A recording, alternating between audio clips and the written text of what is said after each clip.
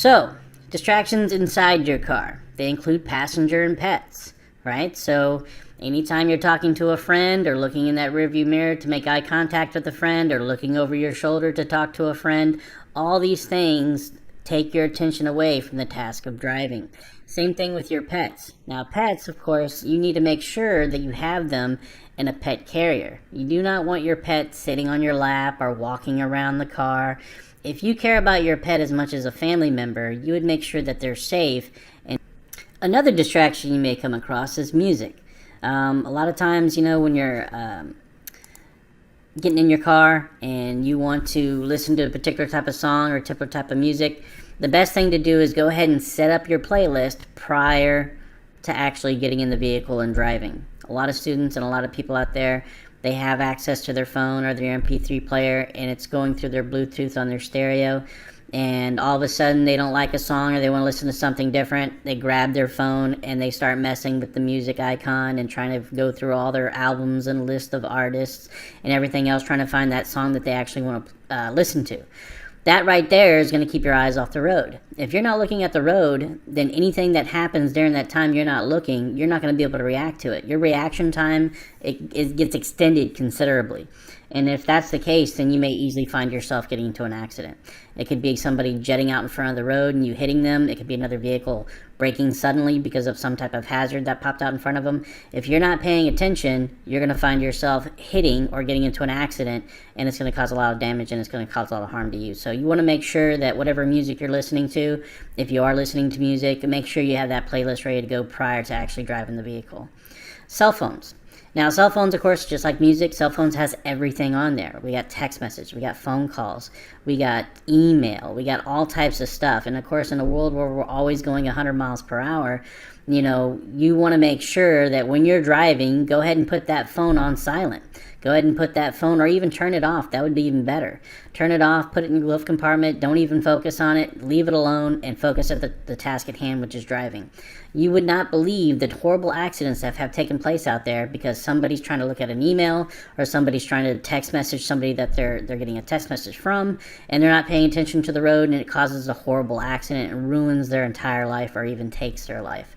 And of course, it happens more often with teens. Right, so it happens more often in terms of drunk driving. So if you the leading cause of death while driving used to be driving while intoxicated. Now it's distractions, texting while driving. So you want to make sure that you want to stay safe, so that way you can enjoy life and live to a ripe old age, and not actually get involved in an accident by texting while driving. So make sure you have that phone off, put it away, don't be distracted by it. I know it's very tempting to have it on or to look at it and to do things, Instagram, Facebook, live feed, things like that. All of those things you shouldn't be doing while you're driving. Okay, focus on the task at hand. Food and beverages. I'm a big guy. I love to eat, and of course, Whataburger is one of my favorite places to go. And when I go through that drive-through and I'm sitting in the car and I'm heading home, it's so tempting to just grab the soda and start drinking it, grab some fries out of the bag and start eating them. But at the same time, if you take your hand off that wheel to do other things, you're less likely to respond to a sudden hazard that may pop out in front of you. So you want to always have two hands on the wheel. You don't want to be distracted by eating. And of course, if you try to use two hands while you're eating, you have a food in one hand and a drink in another, well, then nobody's holding the wheel and you're trying to use your knee or something else. And trust me, that is a very dangerous situation to be in. You don't want to be in that kind of predicament. So go ahead and just put the food down, let it be there. When you get home, you'll have everything ready for you when you eat, and you'll be a lot safer, trust me. Grooming. Grooming does happen, so people trying to run late for work, they're brushing their hair, they're putting on makeup. You may see guys with their electric razors trying to shave real quick before going into the office.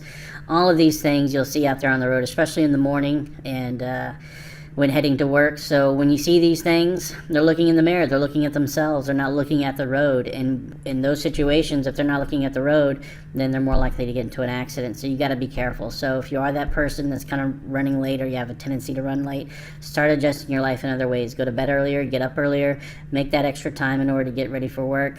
Do not groom while driving, because trust me, you're not going to be able to look your best while driving, and at the same time you're not going to be able to drive your best. So might as well go ahead and save that for when you're at home. Other things, you'll find that in your book, other distractions you may see out there inside your vehicle. But let's go ahead and move on to distractions outside the car. Okay, now this is spring break time. Many of you may have went to the beach. You'll notice a lot of kids in their cars making a lot of noise, trying to be a distraction themselves, and it's easy to get caught up in seeing things on the side of the road or what other people are doing, and not necessarily what's in front of you or what's behind you or what's around you in terms of driving. So you got to be very careful when you're distracted by things outside your car. So seeing unusual sights, construction zones, when you see a lot of workers walking around, or you see a lot of big tractor trailers and things like that, that's part of the construction crew, it may catch your attention, but at the same time you got to focus on the road because you don't want to hit any of the construction crew that are out there. Then of course other traffic, if you see another car that's pretty cool, a Porsche or a Lamborghini or a Maserati, or something that you really like to see and you don't see often, may grab your attention. And then also, things like rubbernecking. So if there's an auto accident and there's a lot of police there, an ambulance and fire truck, a lot of times people are trying to look to see if they see that white sheet or dead body or how bad the wreckage is. Don't try to focus on that. Focus on the road. Focus on the task at hand, which is driving. That way you don't find yourself getting into an accident near the accident that you're trying to look at.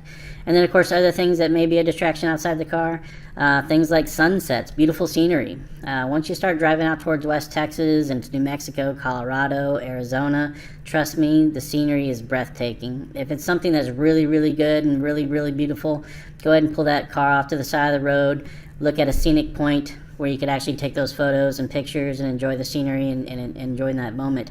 But don't do it while you're driving. Focus on the road, focus on the task at hand. Don't be distracted. Okay. Alertness. This, of course, goes back to your book. Different types of alertness. Now, when we stay alert while driving, there's a lot of things that we got to focus on, right? So we have a lot of divided attention. So what you want to do is you don't want to focus on one thing too long. Don't find yourself just kind of staring at the back of the car in front of you, or getting into that highway hypnosis where you just kind of start to daydream and zone out because everything you're seeing is just constantly the same and you're getting bored in the task of driving. So continue to move that focus around. That's why SIPDE is so important.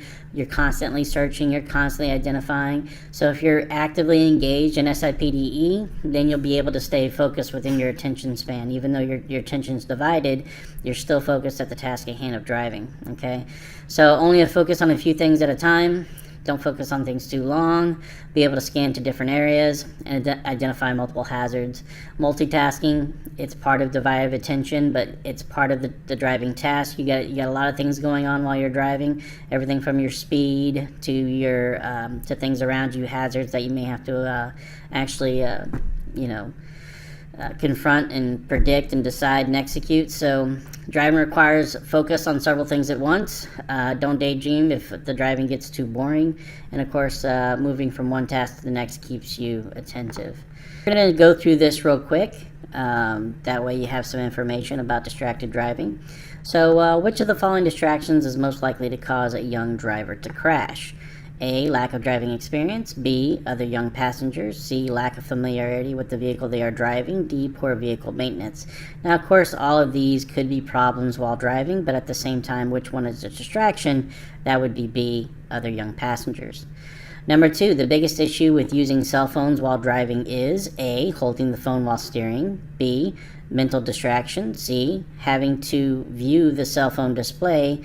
Or D, ringing the cell phone. So the biggest issue with using cell phones while driving is basically having to view the cell phone display, okay? And it's also a mental distraction, but if you actually look at the display of the cell phone, are you looking at the road? You're not looking at the road. So anytime you're not looking at the road, anything could happen and you're not going to be prepared for it. 3, collisions involving cell phones are twice as likely to be A, side-on collisions, B, rear-end collisions, C, head-on collisions, D, low-speed collisions.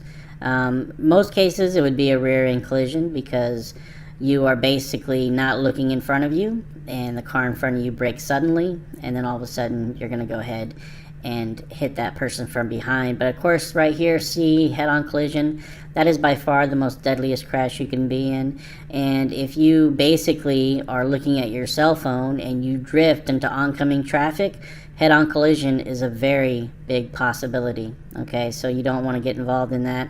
You want to make sure you're focused on the road. All right, number 4, sadness distracts you from driving by A, raising your motivation. Obviously it doesn't. B, increasing your concern for other drivers. Sadness doesn't usually do that for me. C, disconnecting you from reality. And D, causing you to cry. So in ways it actually distracts your driving is C, disconnecting you from reality. A lot of times when you're thinking about other things in the task of driving, then it's that you're thinking about, not the reality that's in front of you, which is driving task. 5, you have identified the driver ahead of you as being distracted. You should A, attempt to get the driver's attention. B, maintain a safe following distance. C, pass the driver as soon as possible to get away from the danger. D, pull over and wait for the driver to move away from you. You want to go ahead and try to get as much distance from that person as possible. Maintain a safe following distance.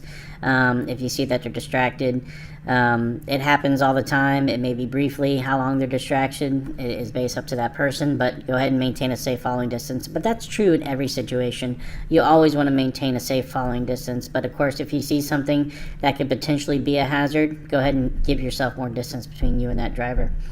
Number 6, if you react blank slower because of a distraction, the chance of a crash can double. A quarter second, 1 second, half seconds, 2 seconds. All right. If you react a quarter second lower because of a distraction, the chance of a crash can double, right? Because reaction time is a second and a half, right? A quarter second or even a half second is enough to increase that chance of getting into an auto accident. Number 7, the best time to address distractions that can affect driving is A, while driving, B, before driving begins, C, at the end of the trip, and D, none of the above. And of course the answer would be B. Before you drive, go ahead and get all those distractions that you may have to worry about while driving. Go ahead and take care of them then. Turn off your cell phone, create a playlist of things that you know you're going to listen to and you're not going to change the channel on, and make sure that, the people in the car are not going to be a distraction. You don't want your friends doing things that would possibly get your eyes and mind off the road. 8, wandering, disconnected thoughts while you're driving are usually a sign of A, physical exertion, B, lack of sleep, C, mental exertion, or D, lack of oxygen. Okay?